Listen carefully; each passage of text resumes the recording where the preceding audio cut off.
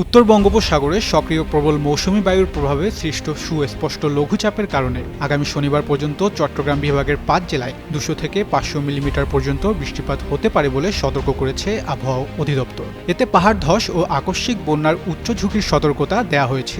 অধিদপ্তরের তথ্য অনুযায়ী গত ২৪ ঘন্টায় চট্টগ্রামের আমবাগান এলাকায় ২৭৭ মিলিমিটার, বান্দরবানে ২১০ মিলিমিটার, রাঙ্গামাটিতে ১৬৫ মিলিমিটার এবং কক্সবাজারে ১০৩ মিলিমিটার বৃষ্টিপাত হয়েছে।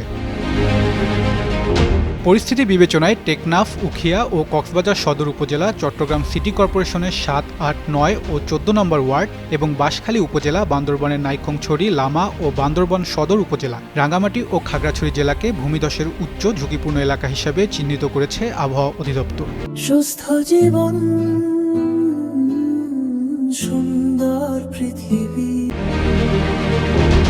এদিকে টানা বর্ষণে চট্টগ্রাম নগরীর বিভিন্ন এলাকায় জলাবদ্ধতা সৃষ্টি হয়েছে, সীমিত হয়ে পড়েছে মানুষের চলাচল, ব্যাহত হচ্ছে চট্টগ্রাম বন্দরের পণ্য খালাস কার্যক্রম।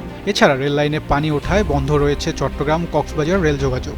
নগরীর মুরাদপুর সুন্নিয়া মাদ্রাসা সহ কয়েকটি এলাকায় রেললাইন তলিয়ে যাওয়ায় এই পরিস্থিতির সৃষ্টি হয়েছে। রেলওয়ে জানিয়েছে কক্সবাজার থেকে যেসব ট্রেন ঢাকায় ছাড়ার কথা সেগুলো চট্টগ্রাম থেকে ছাড়ছে, আবার কক্সবাজার পর্যন্ত না গিয়ে চট্টগ্রামেই যাত্রা শেষ করছে ঢাকা থেকে ছেড়ে আসা ট্রেনগুলো।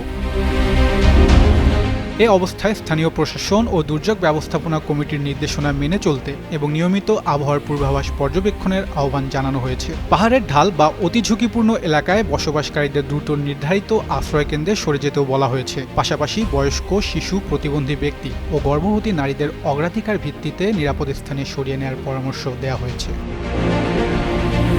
তাহসিন বর্ণ, যুগান্তর নিউজ।